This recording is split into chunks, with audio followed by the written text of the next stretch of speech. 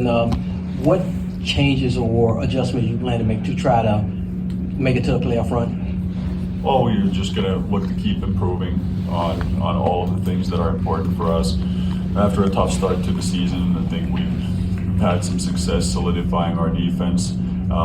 We're there in the top half of the league, and offensively, I think the biggest thing has been it's been difficult to develop a rhythm with the changing lineups in. But at the same time, we've got to be very, very excited about the development of the young guys and the guys who have been in bigger roles, and I think we will benefit from that down the stretch too.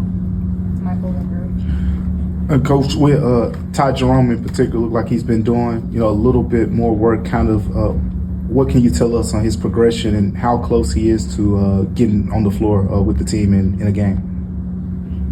He's already been on the floor with the team, so doing certain drills and different type of stuff on the court. But he's making great progress, and if the timeline changes, there will be announcements about that. But so far, it's looking good. It's going in the right direction.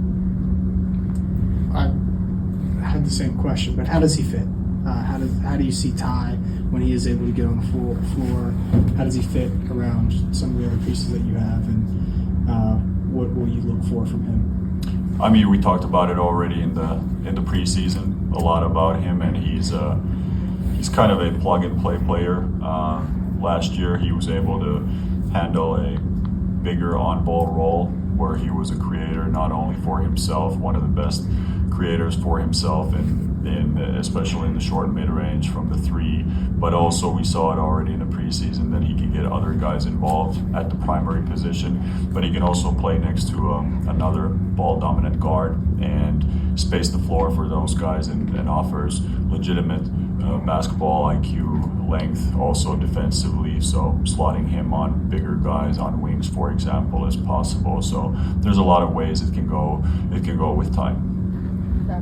Hey, Coach, kind of a two-parter. You come into training camp, you want to set your standard. Just how do you feel now communicating about the accountability and leadership that you need in the team? And to that point, maybe I'm pronouncing it wrong, CISO, the Finnish concept of just persevering. Have you had a chance to maybe explain that to the team? No, we haven't spoken about Sisu and overall like the leadership and all the stuff that goes into it. It's a day-to-day thing. It's not something we bring up at halfway through the season and say, hey guys, now this matters. It's been important right from the get-go, and I think we've had good leadership within the team, and I think one of those things that you need also chemistry. You need to know the other players. You need to know the other human beings that are on the team and what type of response you will get with different type of approaches, and I think we're getting there. I think the week in Europe was a great example of that. We had very good balance between spending time off court, whether it was in different events or going to dinners, and then on court we had great focus, great energy, great effort in those practices, and it really carried on to the games, and I think everybody saw that. Any other questions? All right. Thanks, Rick.